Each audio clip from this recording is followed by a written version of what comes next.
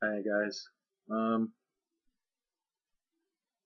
think before I say anything else, I want to say how my thoughts are with not just the people that have lost their lives, not just the families of anybody that's lost their life today in this tragic shooting in America, but with sort of everybody in America in general.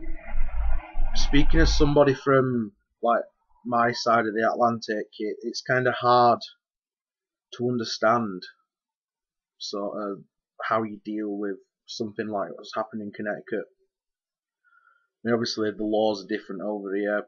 We don't have gun laws. That's not a political comment. I think Greg were absolutely spot on. Seriously, you were spot on, pal, when you said that this should not be politicised. And again, couldn't agree with you more. That says if anybody does make this into a political thing, that's just trivialising the lives of people that have lost theirs today. And that's not what this should be about at all. But my point is that from my perspective, it's hard to quite understand this kind of thing because we just don't have that problem over here. We get like maybe one or two incidents like this a decade, so it's kind of hard to put myself in your perspective. But I mean, you just had to watch Greg's video that he's just posted to see his reaction to what's happened. I mean, you could see the pain on his face, and I imagine that's something that everybody on the other side of the pond, I imagine that's what you all feel like right now. You all feel hurt and pain, and my thoughts truly are with you in that in this time. And I think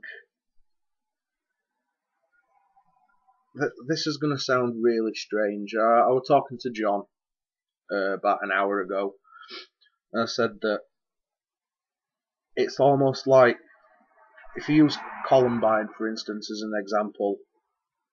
I'm not justifying it. Of course, that's not what I'm doing. I understand why they did what they did. Two kids fed up of being bullied, etc., not happy with their lives, turned guns on people that they blame for that. It's not justification. I don't agree with what they did, but I understand the thought process. Whereas this just seems, why? What drives somebody to turn a gun on small children? I think Greg were right that the person who's died, the one of the culprits that was involved in it, the one that's died, he's got away lightly, and I hope that the accomplice, I hope he gets the harshest treatment possible. I hope he gets the death penalty, and that's coming from someone that doesn't agree with capital punishment. It just makes no sense. These kids are innocent. What have they done to affect these two people's lives in such a way that they felt they had to turn guns on them? These are people that are small children that aren't going to grow up. They're not going to have a future because of these two cunts that have gone in with us into a school with a gun. It messes with my head. It really does. I don't know how you all cope with stuff like this. I'm not a religious man. I never have been. So I won't say that my prayers are with you, but my thoughts are. And I think that's the message that we need to remember. We are all people, and whenever anything like this happens, we need to remember that we are all people. We need to look out for each other. And I guess it's seeing Greg's video that sort of prompted me into doing this. I know that I'm thousands of miles away from the majority of the people that I've met through the game that I play, the game that we all play.